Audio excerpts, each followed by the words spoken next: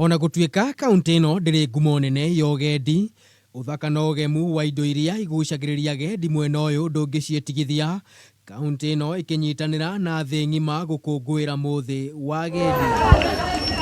Kulingana na Irene Munyua uria ni abitha wa ugendi thiini wa kaunti ino ya Kiambu, augite iguciririo iria iri thiini wa kaunti ino ni ciandandurite mieke mingi ya mawira kuri muingi wa Kiambu, hamwe na kwandandura uthii wa nambere.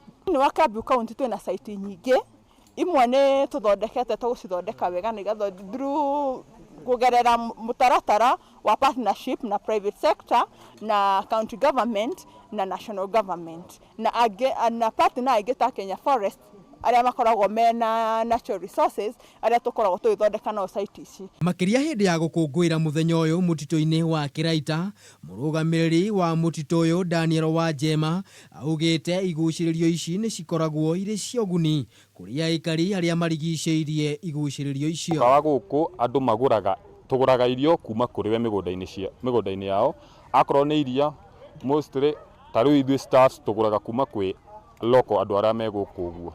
Bado ona andu aria mokite guku forest mathiaga makagura indo ringi ta thoko iria i hakuhi ta handu ta haha Kameme.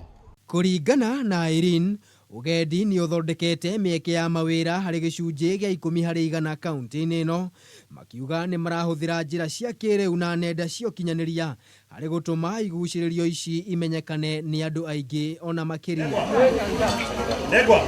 Ona thengia wa mieke ya mawira, aikari aria marigiceirie iguciririo ici ni magunikaga na maundu ngurani, makiria huri ya biacara, kuona aria maceraga mwena uyu ni makoragwo makigura indo ngurani kuma kuri o.